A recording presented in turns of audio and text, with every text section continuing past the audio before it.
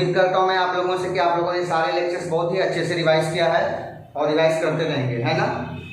तो अगर आपको फिजिक्स को स्ट्रॉन्ग करना है तो प्लीज़ रेगुलर वे में प्रैक्टिस और रिवाइज करते रहें, ठीक है स्टूडेंट्स। तो we will discuss today electric field और intensity of electric field. Student, intensity of electric field या इलेक्ट्रिक फील्ड क्या होता है?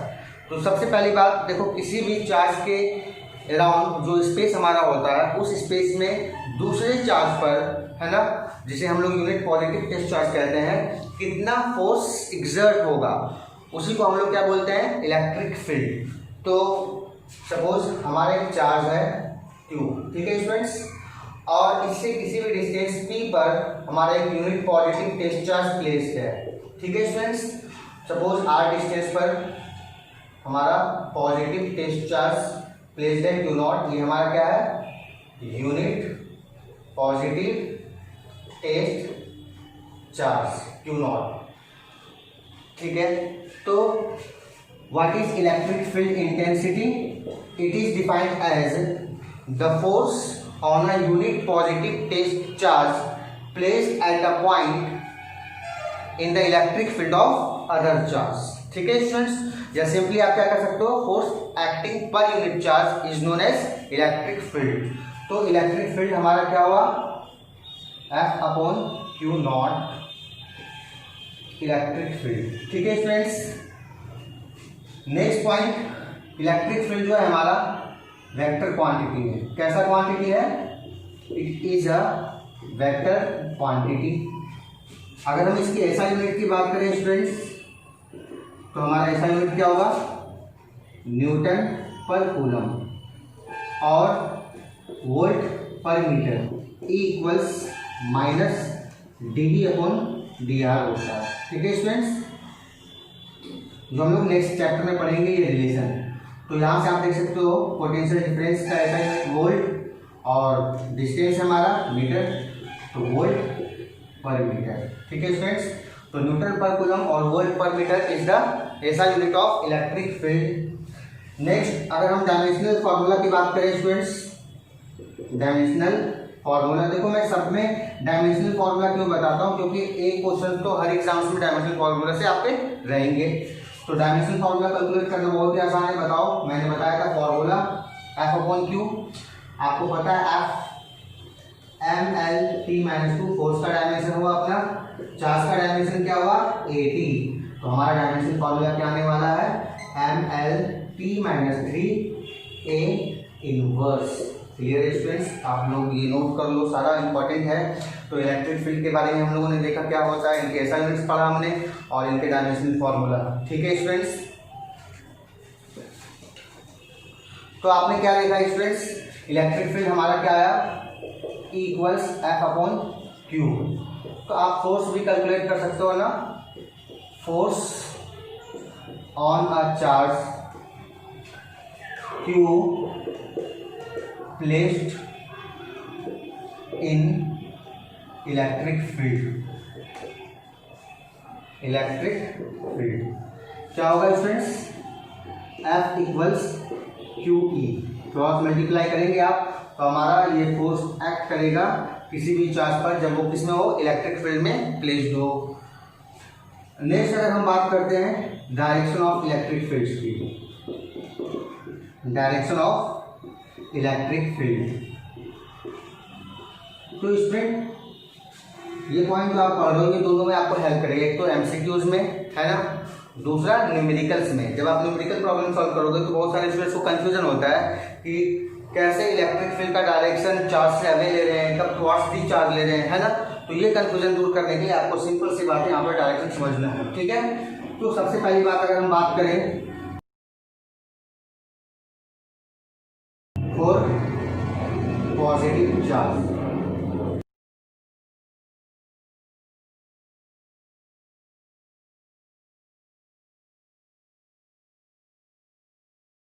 ये हमारा पॉजिटिव चार्ज है स्टूडेंट्स। तो इलेक्ट्रिक फील्ड का डायरेक्शन पॉजिटिव चार्ज के केस में अवे फ्रॉम द चार्ज होता है।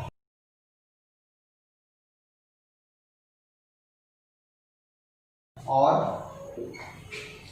सिंपली आप समझ सकते हो field is directed away from the charge in case of positive charge. ठीक है स्टूडेंट्स, तो सारा चीज अच्छे से रिवाइज करो। डायरेक्शन ऑफ इलेक्ट्रिक फील्ड, अगर पॉजिटिव चार्ज होता है तो इलेक्ट्रिक फील्ड का डायरेक्शन चार्ज से दूर होता है, away from the charge. In this case जब आप पॉजिटिव चार्ज होगा तो E and F are in same direction.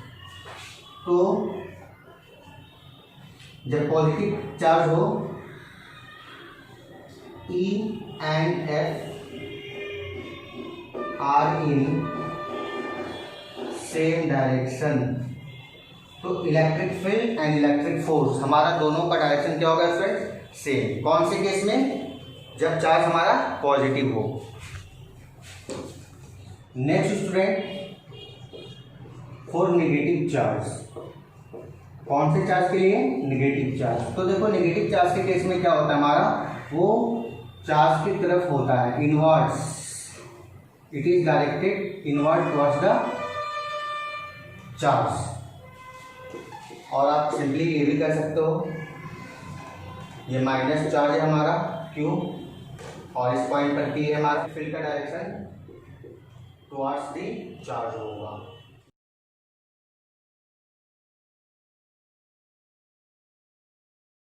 तो इस केस में हमारा क्या होता है, E and F are in opposite direction.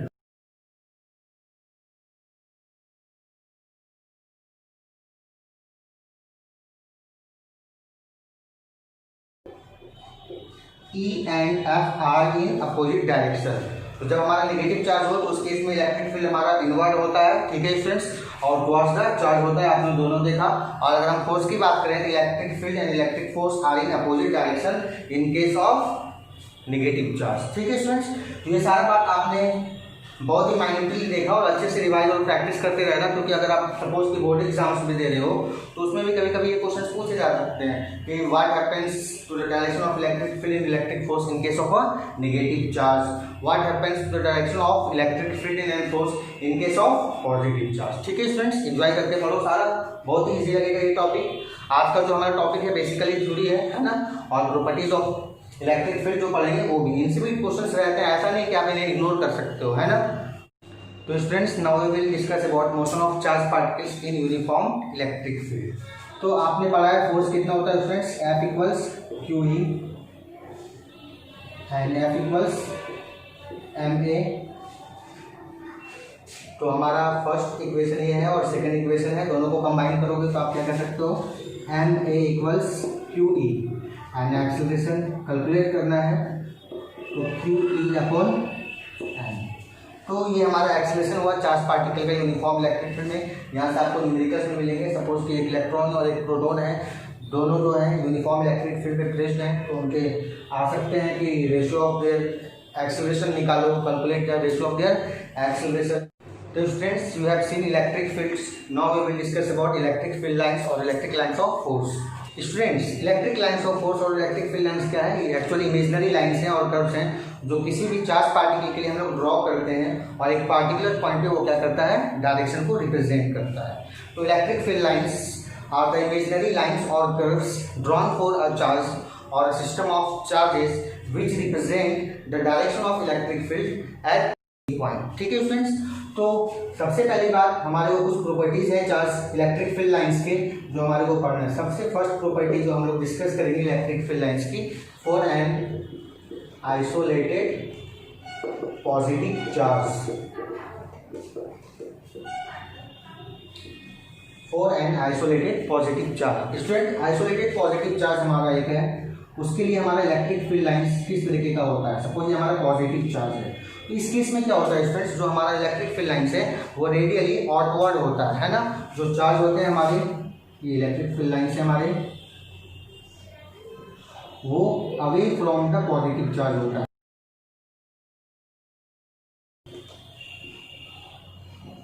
तो electric field lines in case of positive charge is radially outward starting from the charge and moving to infinity.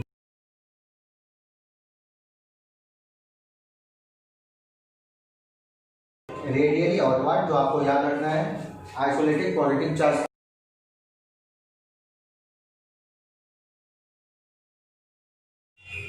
Next हमारा for isolated negative charge. तो isolated negative charge के लिए क्या होता है students, electric field lines जो है वो रेडियली इनवर्ड होते हैं।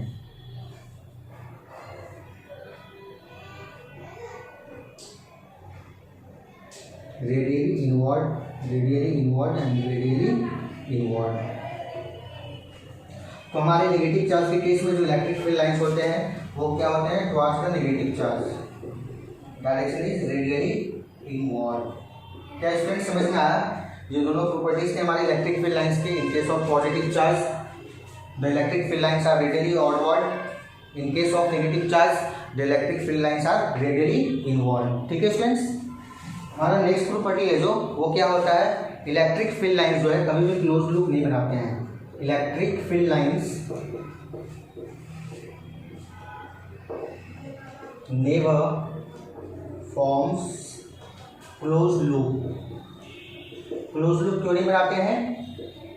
Due to conservative nature. Point जो आपके लिए बहुत इंपॉर्टेंट है ना।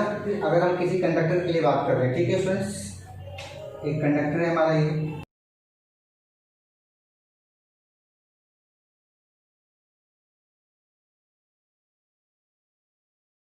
तो हमारे इलेक्ट्रिक फील्ड लाइंस जो हैं वो कंडक्टर के सरफेस पे परपेंडिकुलर होते हैं। क्या होते हैं? Perpendicular. The electric field lines are normal to the surface of the conductor. दोनों केस में हमारा क्या है? Normal.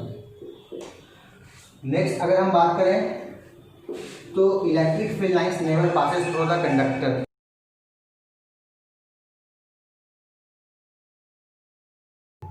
Electric field lines never passes through the conductor। Next point जो है हमारे स्टूडेंट्स क्या है, इलेक्ट्रिक लाइंस ऑफ फोर्स है।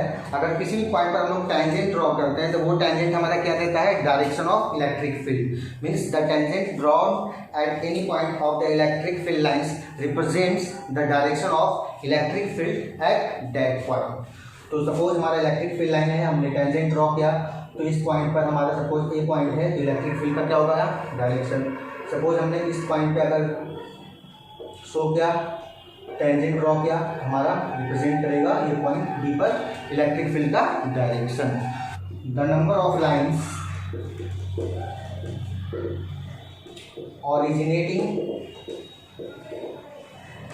और टर्मिनेटिंग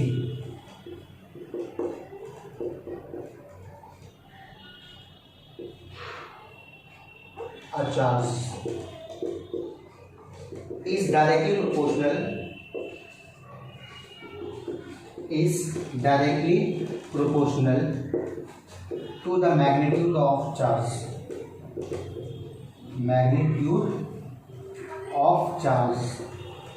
तो हमारा नंबर ऑफ फील्ड लाइंस जो होगा, नंबर ऑफ फील्ड लाइंस वो डायरेक्टली प्रोपोर्शनल होता है स्टूडेंट्स किसके, मैग्नीट्यूड ऑफ चार्ज की। इसका मतलब क्या होगा, जितने नंबर ऑफ फील्ड लाइंस होंगे, जितने ज़्यादा होंगे उस चार्ज का मैग्नीट्यूड उस केस में क्या होगा, उतना ज़्यादा होगा। सपोज हमारा कोई पॉजिटिव चार्ज है, ये हमारे इलेक्ट्रिक फील्ड लाइंस आपको शो हो रहे हैं यहाँ पर, ये हमारा Q1 है,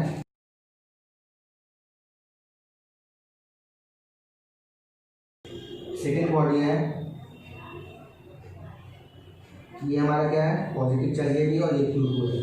तो इस केस में आप देख सकते हो हमारे को क्या, Q1/Q2। ये रेशियो एग्जाम्स में आते हैं इस तरीके के क्वेश्चंस भी, ठीक है स्टूडेंट्स।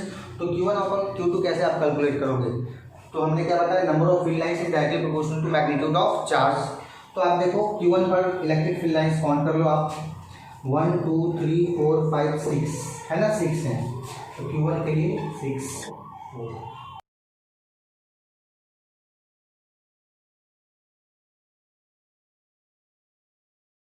3/2।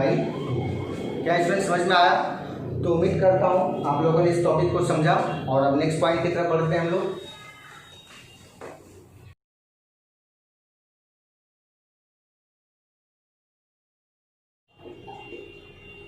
तो इलेक्ट्रिक फील्ड लाइंस हमारे कभी भी क्या करते हैं, इंटरसेक्ट नहीं करते हैं। Two electric field lines never intersect each other. ठीक है, आप नोट कर लो। नेक्स्ट पॉइंट अगर हम बात करते हैं इलेक्ट्रिक फील्ड लाइंस की, जो आपको याद रखना है वो पॉइंट ये है। तो if electric field lines are, ठीक है, ये पॉइंट बहुत इंपॉर्टेंट है, आप याद रखोगे। पहला,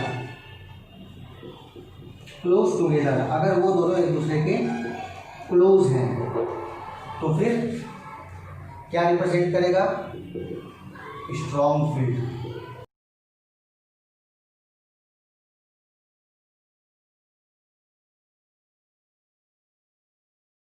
और अगर इलेक्ट्रिक फील्ड लाइंस हमारे फार अपार्ट है, मतलब दूरियां पर है कुछ, तो फिर इलेक्ट्रिक फील्ड लाइंस कैसे होंगे?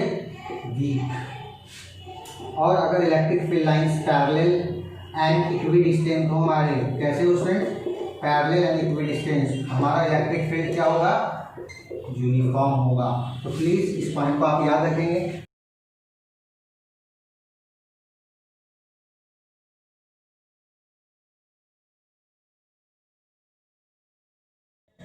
तो आप मान लो पॉइंट ए हमारा और पॉइंट बी है, ठीक है स्टूडेंट्स। तो पॉइंट ए पर इलेक्ट्रिक फील्ड्स हमारे क्लोजर हैं, तो यहाँ पर इलेक्ट्रिक फील्ड ज़्यादा होगा। और बी पर देखो, इस पॉइंट पर इलेक्ट्रिक फील्ड लाइंस हमारे क्या है? फार अपार्ट है, दूर है, तो फिर इलेक्ट्रिक फील्ड लाइंस यहाँ पर क्या होगा? वीक। तो ए पर हमारा, ए पॉइंट पर हमारा इलेक्ट्रिक फील्ड क्या है? स्ट्रॉन्ग। और जी बी पर क्या होगा हमारा? वीक। ठीक है स्टूडेंट्स, ठीक है। तो हम देखते हैं next, uniform electric field. Students, uniform electric field के लिए हमारा इलेक्ट्रिक फील्ड लाइंस कैसा होगा? Parallel and equidistant. ठीक है स्टूडेंट्स।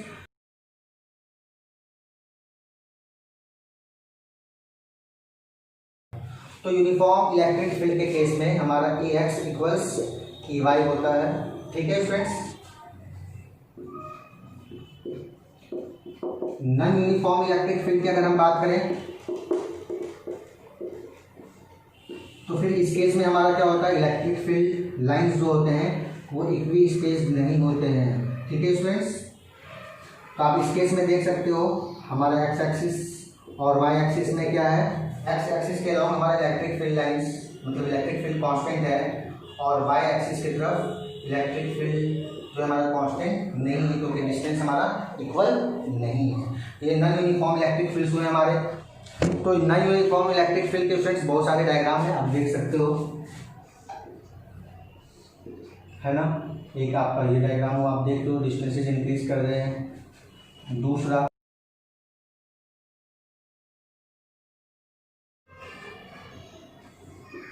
तो इलेक्ट्रिक फील्ड हमारा कांस्टेंट नहीं है। ठीक है स्टूडेंट्स, डायग्राम सी। तो आपने सारे प्रॉपर्टीज देखा। अब हम लोग कुछ क्वेश्चंस के फॉर्म में पढ़ेंगे। Electric field lines due to two positive charge.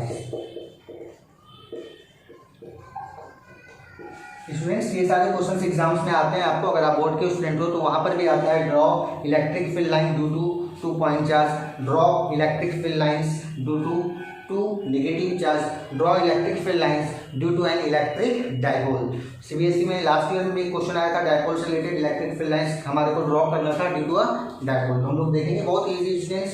सबसे पहली बात, हमारे को 2 पॉइंट चार्ज बोला, तो 2 पॉइंट चार्ज हमने बना लिया। तो इलेक्ट्रिक फील्ड लाइंस की अगर बात करें, पॉजिटिव चार्ज आपने पढ़ा है, तो अवे फ्रॉम इट सब जगह वही बात। ठीक है स्टूडेंट्स। चार्ज की तरह आपके लिए देखेंगे तो अवे फ्रॉम इट आप डायरेक्शन देंगे। ठीक है।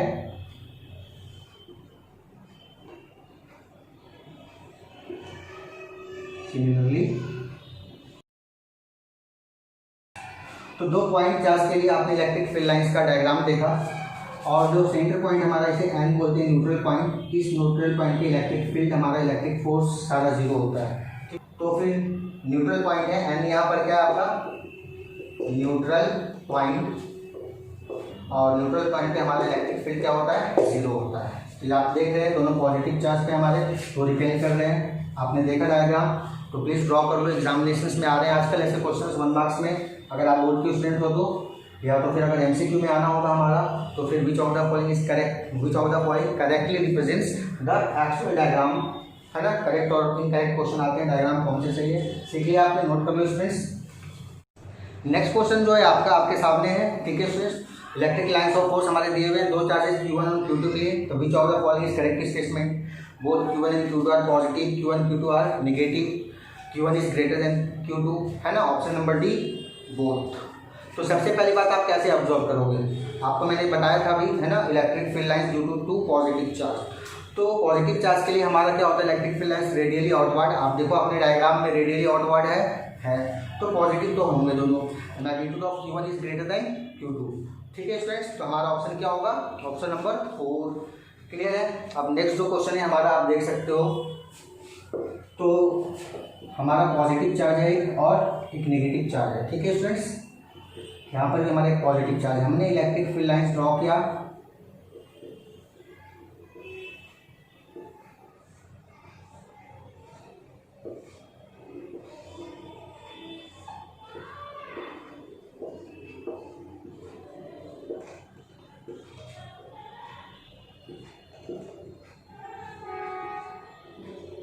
तो इस डायग्राम में आप देखो ये डायग्राम सही है या गलत है ना। तो क्या देखा आपने, पॉजिटिव नेगेटिव पॉजिटिव, तो पॉजिटिव से नेगेटिव की तरफ आ रहा है, सही है। यहाँ पर भी आपने देखा रेडियली इनवर्ड है, और यहाँ पर भी देखा इसके लिए रेडियली इनवर्ड है, जबकि इसके लिए रेडियली आउटवर्ड है। तो इस डायग्राम में क्या सही है और क्या गलत है। गलत तो एक चीज़ है, क्या है स्टूडेंट्स, सबसे पहली बात, two electric lines of force never intersect each other, ये हमारा क्या है, wrong. Why, two electric field lines never intersect each other, कभी भी इंटरसेक्ट नहीं करेंगे। क्या स्टूडेंट समझ में आया। नेक्स्ट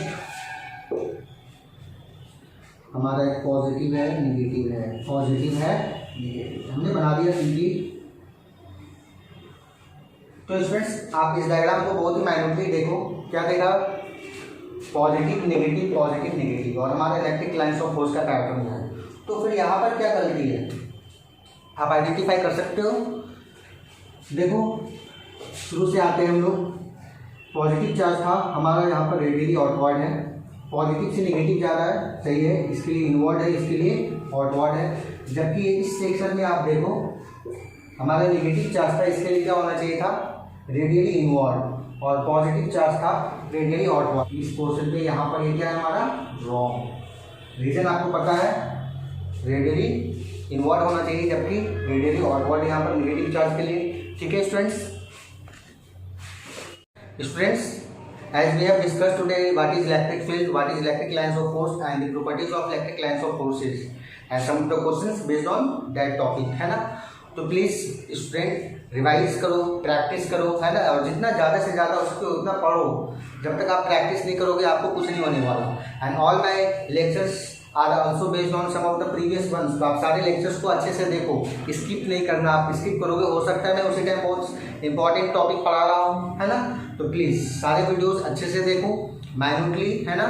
और अगर आपको कोई भी प्रॉब्लम आ रहा है तो आप कमेंट कर सकते हो, फिर मैं उसके लिए सॉल्यूशंस आपको प्रोवाइड करूँगा कुछ प्रॉब्लम हो तो students please subscribe and hit the bell icon for more video updates.